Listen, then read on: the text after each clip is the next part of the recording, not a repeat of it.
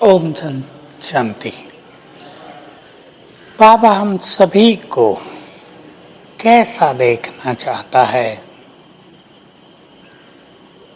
कि जो भी हमें देखे हम उसे चलते फिरते फरिश्ते नजर आएं।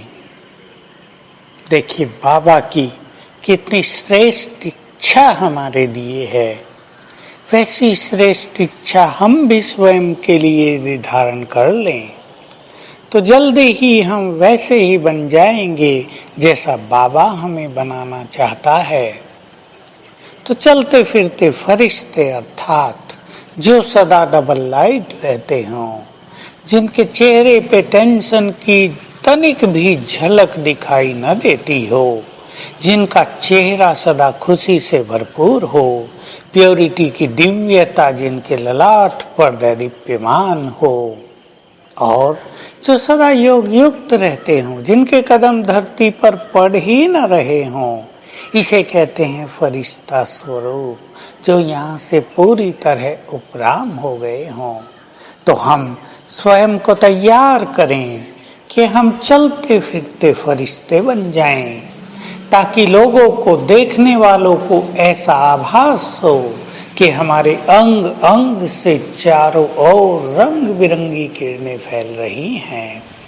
ये सब होना ही है, क्योंकि अंतिम समय में सभी धर्मात्माओं को हमारे फरिश्ते स्वरूप के द्वारा ही बाबा का दिव्य संदेश प्राप्त होगा। हमारे फरिश्ते स्वरूप द्वारा ही चारों ओर सबको सकाश प्राप्त होगी। इसलिए हमें अपना फरिश्ता स्वरूप बढ़ाते ही चलना है। देह का भान टूटता चले, देह की ओर जो आकर्षण है, अपनी देह में मनुष्य का सबसे अधिक आकर्षण होता है, यह आकर्षण नष्ट होता चले और हम उपराम होते चलें। साथ साथ अभ्यास भी करते रहें कि जैसे हम इस संसार में नहीं हैं, इस संसार से ऊपर हैं। इस संसार का निर्माण हमारे लिए हुआ ही नहीं, ये कलयुगी दुनिया हमारे लिए है ही नहीं। हमारे लिए तो बाबा नया संसार रच रहे हैं। हमारा संसार तो सूक्ष्म लोक है, हमारा संसार तो मूल वतन है। ऐसी श्रेष्ठ स्थिति हमें अपनी चलते फिरते भी बना देनी है। तो इसके लिए बहुत सुंदर ज्ञान का चिंतन निरंतर हम रखें। अपनी स्थिति को महान बनाने के लिए ये भी बहुत आवश्यक है कि हमारे अंदर ज्ञान का चिंतन चलता रहे। इसलिए रोज मुरली सुनने के बाद हम मुरली से 2-4 पॉइंट्स अपने साथ ले जाएं, जिनका हम चिंतन करते रहें। चिंतन का अर्थ है उन्हें हम याद करते रहेंगे, तो जिस चीज को हम स्मरण करते हैं उसका चिंतन हमारे अंदर स्वतः ही होता रहता है, और इस चिंतन से व्यर्थ की छाया हम तक आ भी नहीं पाएगी। क्योंकि जब हमारा मन दूसरे सुंदर चिंतन में तत्पर रहता है तो व्यर्थ चिंतन की ओर हमारा ध्यान जाता ही नहीं। हम अपने लक्ष्य को भी इतना मजबूत कर दें कि दूसरों को देखने की हमें आवश्यकता न हो।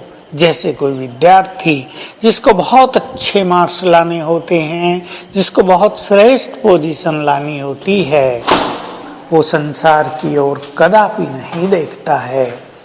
उसे तो केवल अपने लक्ष्य को प्राप्त करने की श्रेष्ठ तमन्ना रहती है। हम भी अपने लक्ष्य को बहुत महान बना दें और उस लक्ष्य में इतने मग्न हो जाएं कि हमें और कुछ दिखाई न दे, हमें और कुछ सुनाई न दे, हमें हमारा और कुछ चिंतन रह ही न जाए। फिर देखो हमारी स्थिति कितनी श्रेष्ठ फरिश्ता स्वरूप बनती है। तो आइए आज सारा दिन हम इस संसार से उपराम रहने का अभ्यास करें। ये संसार हमारे लिए नहीं है। चारों ओर के संसार को देखते हुए हम ऊपर देखें। हमारा संसार तो वो है, हमारा संसार तो स्वर्ग है। और अभ्यास करेंगे जैसे मैं आत्मा इस देह में हूं ही नहीं, नहीं, मैं तो फरिश्ता हूँ, पवित्रता का फरिश्ता, और फरिश्ते स्वरूप द्वारा उड़कर ऊपर जाने का अभ्यास करेंगे। मैं फरिश्ता कभी आकाश में चला गया, कभी भिन्न भिन्न देशों के ऊपर चला गया और वहां जाकर सकाश देने लगा। कभी मैं फरिश्ता सागर के ऊपर चला गया, पूरे जल को पवित्र वाइब्रेशंस देने लगा।